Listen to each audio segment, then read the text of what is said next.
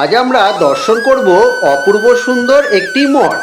এটি হলো গুরুদেবের মন্দির।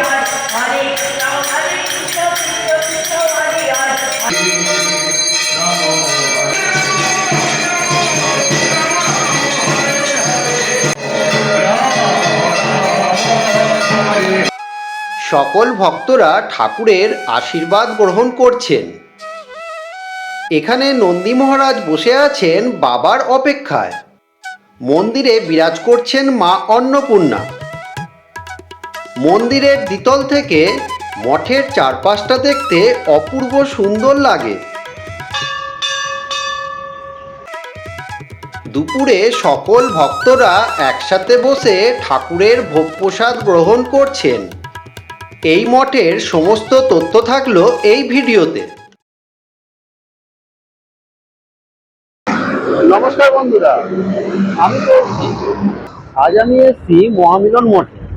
আপনারা এই মঠে কিভাবে আসবেন সমস্ত তথ্যই দেবো এই ভিডিওর মধ্যে। তাই আপনাদের সকলকে অনুরোধ করছি ভিডিওটা সম্পূর্ণ দেখার জন্য। তাহলে চলুন আজকের ভিডিওটা শুরু করা যাক।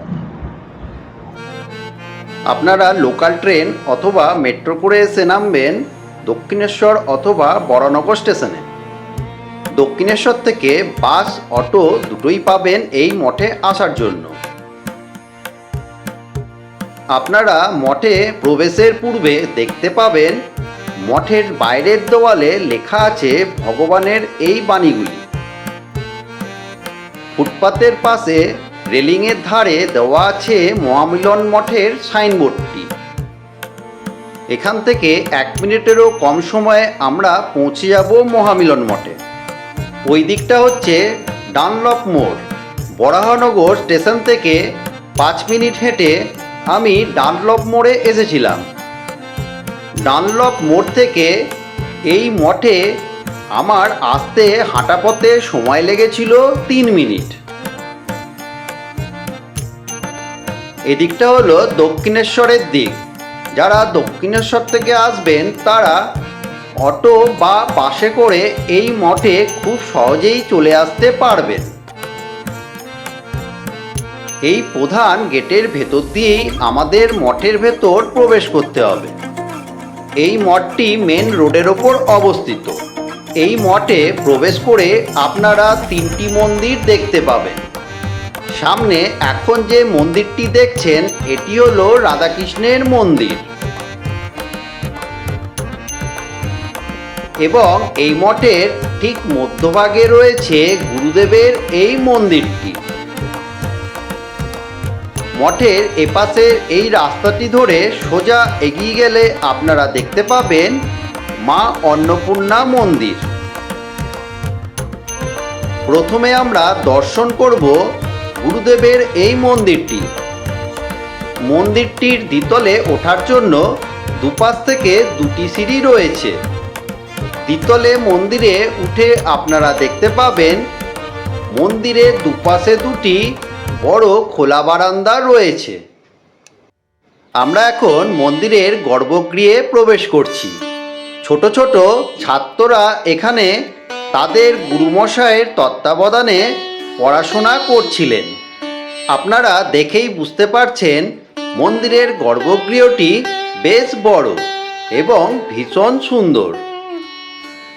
আপনারা এখন দর্শন করছেন শ্রী শ্রী ঠাকুর সীতারাম দাস ওমকারনাথ গুরু মহারাজের। অলৌকিক ঘটনা প্রসঙ্গে লেখিকা নবনীতা দেবসেন বলেন, তার বাবা বেশ কয়েকদিন ধরে কোমায় ছিলেন, কিন্তু যখন ওমকারনাথ এসে তাকে স্পর্শ করলেন তখন তিনি চোখ খুললেন এবং কথা বললেন এবং 1 সপ্তাহের মধ্যে হাঁটা শুরু করেন। এছাড়াও জেনারেল সুজন সিং উবান বর্ণনা করেছেন যে ওমকারনাথ 1971 সালের ডিসেম্বরের ভারত পাকিস্তান যুদ্ধের পূর্বাভাস পেয়েছিলেন এবং যুদ্ধের সময় ওমকারনাথের এক অপ্রাকৃতিক শক্তি তাকে অসাধারণ বিজয় এনে দিয়েছিল। আমি এখন এই মন্দিরের দ্বিতলের বারান্দায় দাঁড়িয়ে আছি। মন্দিরের এই দ্বিতলের বারান্দা থেকে মঠের চারপাশটাই দেখা যায়। এবং দ্বিতল থেকে এই মঠটিকে দেখতে খুব সুন্দর লাগে।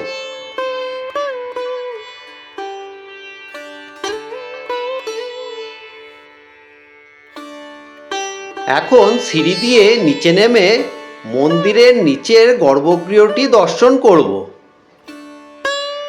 নিচের মন্দিরের গর্ভগৃহে প্রবেশের পূর্বে আপনারা সিংহের ওপর দেখতে পাবেন খুব সুন্দর করে এই নকশাগুলি তৈরি করা হয়েছে এবং মন্দিরে প্রবেশের প্রবেশদ্বারের দুপাশে দুটি কাহিনী বর্ণনা করা হয়েছে।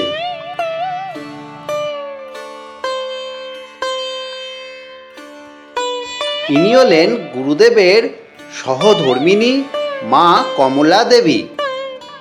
গুরুদেবের ছবিটি রয়েছে মায়ের বিগ্রহের ঠিক পাশেই।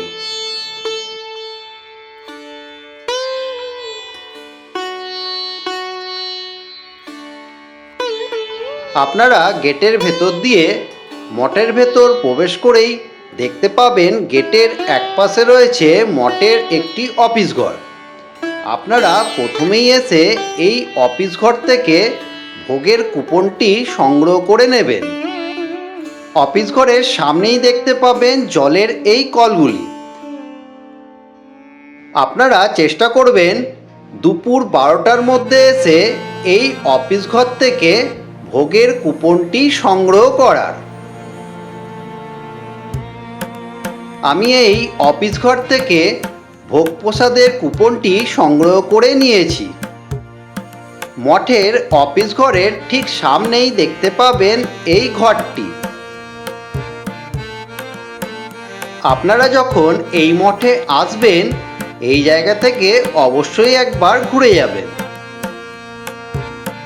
এখানে শ্রী শ্রী ওমকারনাথের বিরচিত গ্রন্থাবলী এবং বিভিন্ন সুগন্ধি ধূপকাঠি, এছাড়াও আসন, লকেট, মালা, তুলসী, রুদ্রাক্ষ, স্ফটিক, চন্দন এবং চন্দন গুঁড়ো, চন্দন কাঠ ইত্যাদি বিভিন্ন জিনিসপত্র পাওয়া যায়। এছাড়াও এখানে রয়েছে ছোট বড় মাঝারি বিভিন্ন সাইজের ঠাকুরের ফটো ফ্রেমগুলি।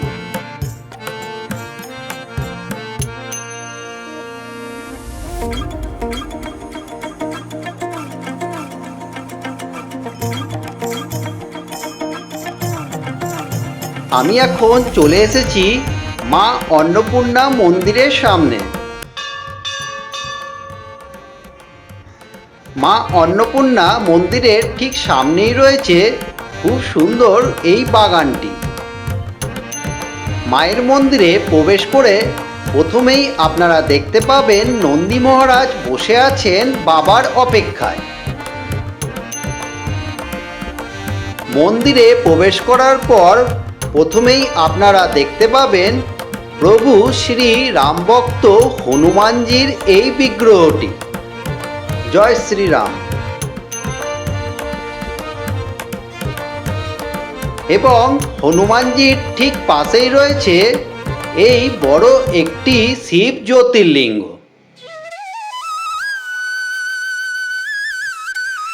এবং শিব জ্যোতির্লিঙ্গের ঠিক সামনেই রয়েছে আরো কয়েকজন দেবদেবী।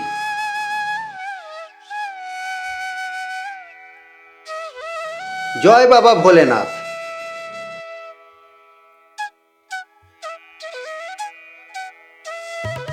এবং ভোলা মহেশ্বরের ঠিক সামনেই বিরাজ করছেন মা অন্নপূর্ণা। মা অন্নপূর্ণার পাশে রয়েছেন ভোলা মহেশ্বর এবং রয়েছে সংকটমোচন বজরংবলীর একটি বিগ্রহ।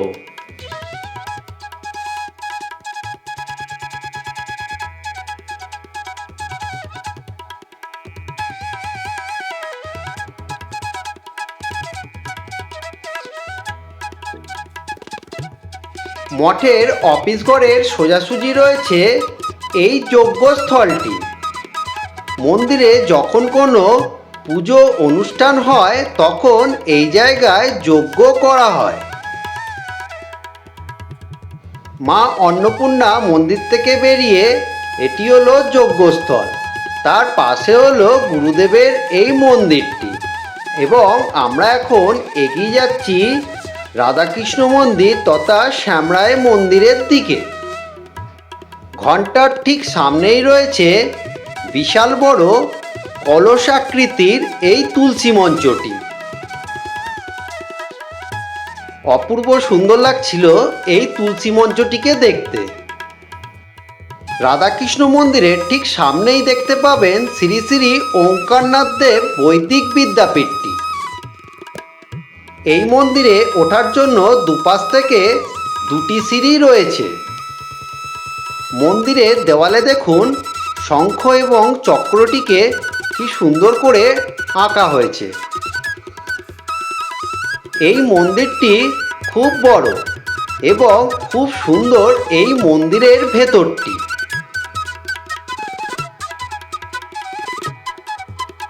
এটি হলো মন্দিরের সামনের অংশ এবং দেখুন সিলিংয়েও কত সুন্দর কারুকার্য করা হয়েছে।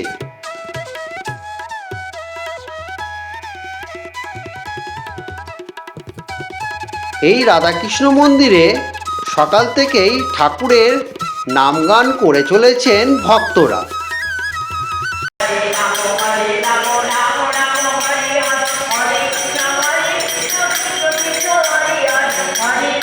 মন্দিরের গর্ভগৃহে বিরাজ করছেন রাধাকৃষ্ণ এবং তার অষ্ট সখীগণ। ঠিক দুপুর 12:30টায় ভোগ আরতি হবে, তখন আবার ফিরে আসব ঈশ্বর দর্শনে।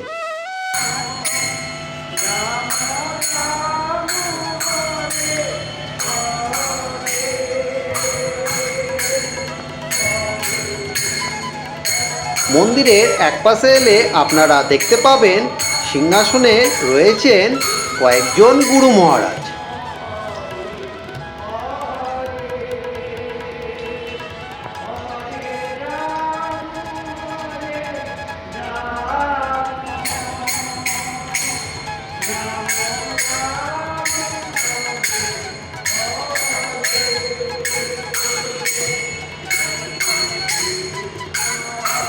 এখন আমি আপনাদের মন্দিরের চারপাশটা ঘুরিয়ে দেখাচ্ছি। এটি হলো মন্দিরের পেছনের দিকের অংশটি।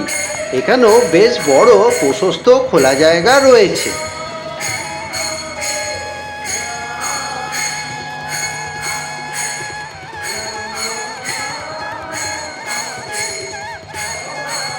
এখানে রয়েছে শ্রী শ্রী ওঙ্কারনাথ দেবের একটি বড় ফটো ফ্রেম। এখন ঠাকুরের ভোগারতির সময় প্রায় হয়েই এসছে। এবার আপনারা ঠাকুরের ভোগারতি দেখবেন।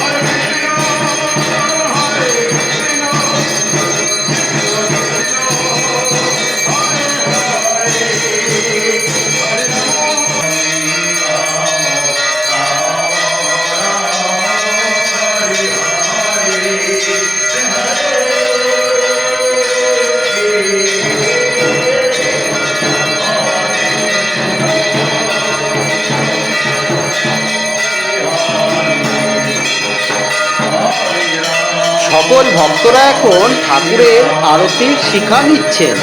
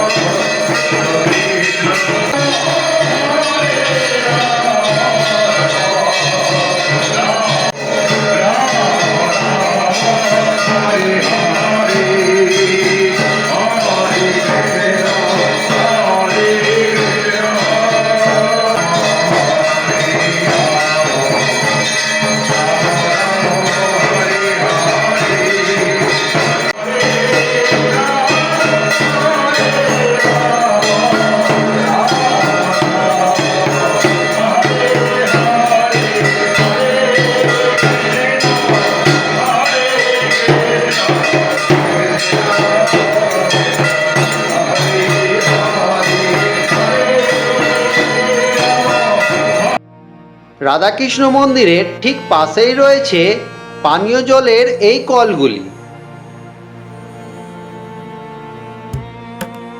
রাধাকৃষ্ণ মন্দিরের পেছন দিকে রাস্তা ধরে আমি এখন এগিয়ে যাচ্ছি দুপুরে ঠাকুরের ভোগ প্রসাদ খাওয়ানো হবে যেই ঘরে সেই স্থানে। যাবার পথেই দেখতে পাবেন জলের এই কলগুলিকে।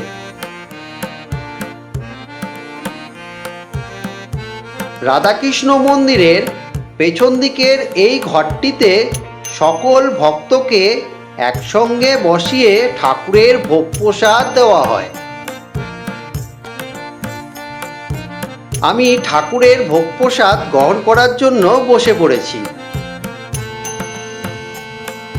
দুপুরে ভোগ প্রসাদে দেওয়া হয়েছিল পোলাও, ভাত, ডাল, 2 রকমের সবজি এবং শেষ পাতে ছিল চাটনি এবং পায়েস।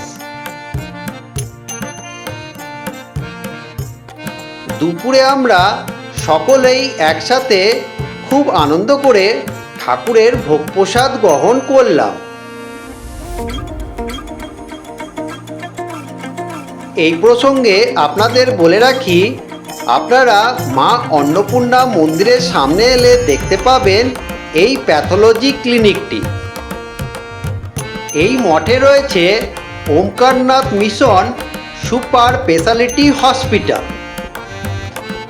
এখানে অনেক অভিজ্ঞ ডাক্তারবাবুরা বসেন। এছাড়াও এখানে সুলভ মূল্যে ইসিজি, বিভিন্ন ধরনের রক্ত পরীক্ষা, এক্স-রে ইত্যাদি হয়ে থাকে।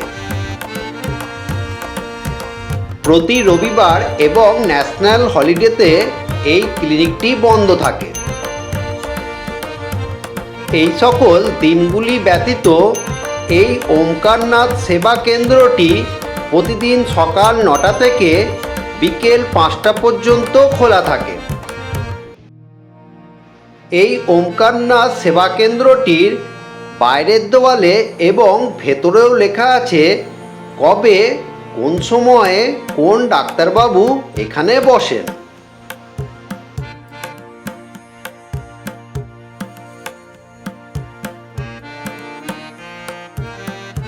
আজকের ভিডিও আমি এখানেই শেষ করছি। আপনাদের সকলের কাছে অনুরোধ রইল, ভিডিওটা দেখে যদি আপনাদের ভালো লেগে থাকে ভিডিওতে একটা লাইক কমেন্ট করতে ভুলবেন না। আর যারা আমাকে প্রথমবার দেখছেন তারা চ্যানেলটাকে সাবস্ক্রাইব করে নেবেন, যাতে পরবর্তীকালে ভিডিও দেওয়ার সাথে সাথেই আপনারা দেখতে পান। আজকের মতো এখানেই থাকলো। আপনাদের সাথে আমার আবার দেখা হবে পরের ভিডিওতে। ততক্ষণের জন্য সকলকে টাটা।